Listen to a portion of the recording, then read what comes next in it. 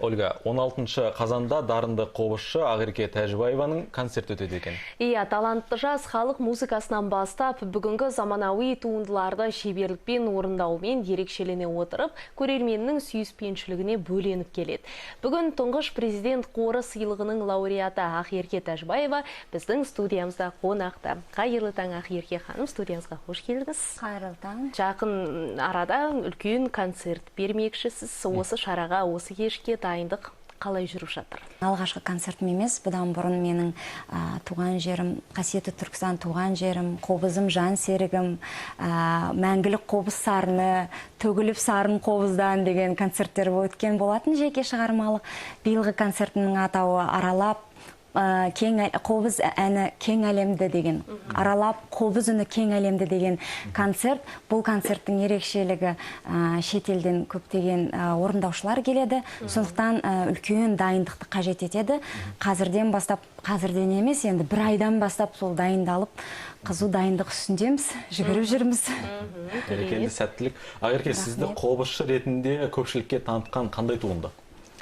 Мені қобызшы ретінде танытқан негізі енді әрбір музыканттың, әрбір орындаушының репертуарында бір емес, бірнеше шығармалары, күйлері орындайтын жаңағы композициялары болып жатады.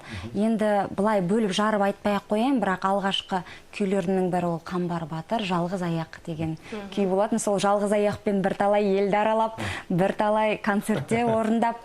Онда сол күйді бізге бір орындап берсең.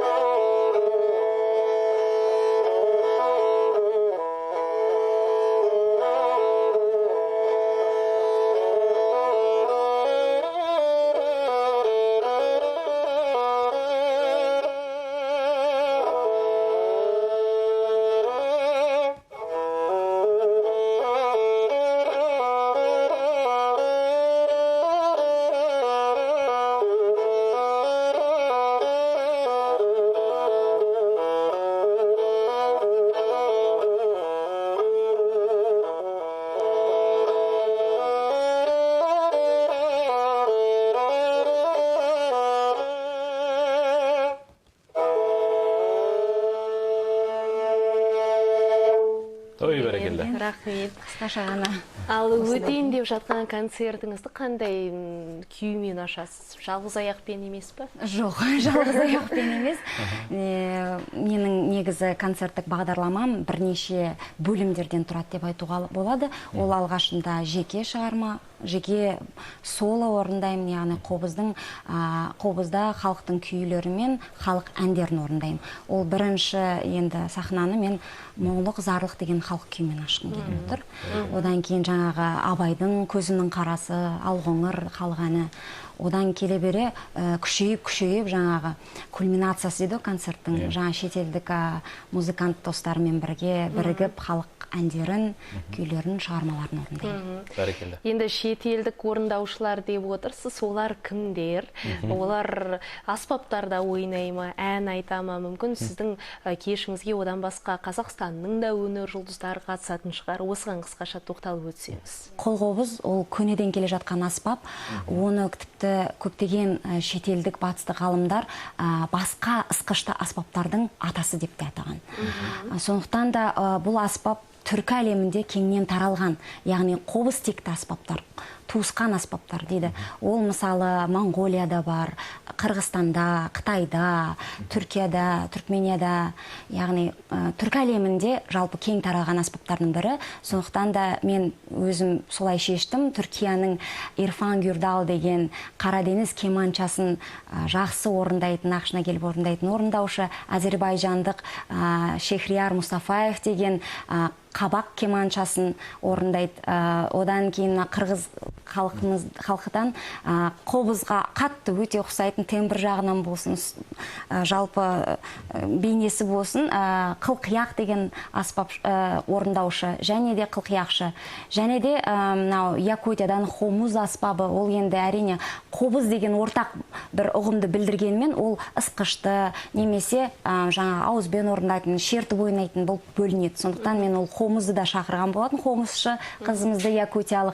Және де Монғолиядан хучир деген аспапта орындайтын Одон Тунгалак Уранчимек деген кісіні шақырамын. Ақерке, осыдан 18 жыл бұрын хабар агенттігі енді ашылған кезде, сіз ол кезде бастауыш сыныпта оқисыз, сіздің Ақерке атты балалар бағдарламасын жүргізгеніңізді білеміз. Иә.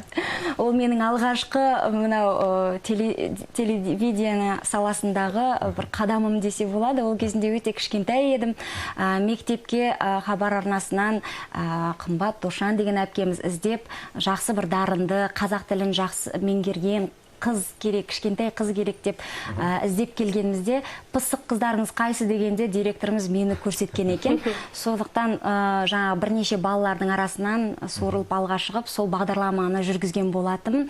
Өте бір қызықты кезеңдер деп айтайын. 97 жылдары енді жаңадан не ашылады, сол жаққа барамыз хабар арнасынан.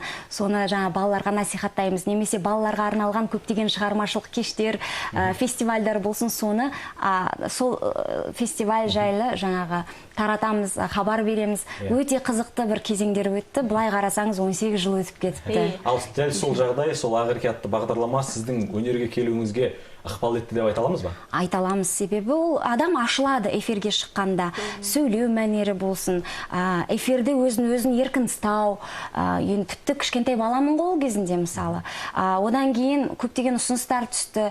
Білетін шығарсыздар, Балапан телеарнасында ән салайық бағдарламасының жүргізуші болдым. Одан кейін жаңағы 97 жылдан бері қарай барлық концерттік бағдарламаны мектеп қабырғасында мен жүргізіп өтетінмін. Сондықтан да, яғни көп үлес қосты деп ойлаймын. Практикалық жүйеде, еркіндік сезімде, сөз байлау жаңа жүйесінде болсын, барлық жағынан. Міне енді өзің шығармашылық жолыңызды бастаған хабар арнасы білетін шығар, сіз биыл 20 жылдық мерейтойын атап өтуде. Осыған байланысты біз енді сізден хабар арнасына бір сый, музыкалық тарту сұраймыз. Негізі айтып кетсем, хабар арнасы әр елдің өзінің бір шетелді көп аралаймын, өзіңіз білесіздер, 30 елде астам елде болып, әр елдің бір өзінің беткі ұстары бір арнасы болады. Мен осы хабар арнасын беткі ұстар еліміздің Қазақстан дегенде хабар деген екі ұғым бірігіп отырады деп ойлаймын. Сондықтан да хабар арнасында көп деген жақсылықтар тілеймін. Ал енді бір тарту ретінде болса,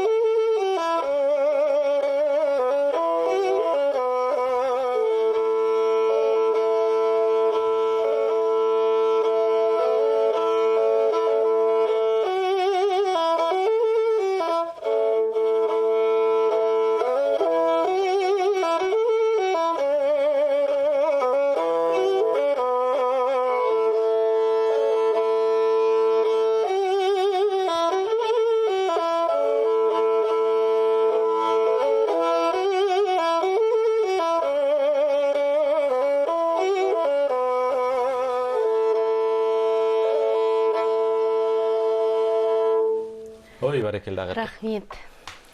Рахмет Ақерке, уақыт бөліп студиямызға келгеніңізге, әсерлі сұхбат бергеніңізге алғыс білдіреміз. Алдағы өтетін кешіңе сәттілік тілейміз. Рахмет. Құрметті көрермендер, жаңа күн сәттілік әкелсін дейміз. Біздің таңғы жүздесуіміз осымен аяқталды. Эфирде келесі кездескенше аман сау болыңыздар.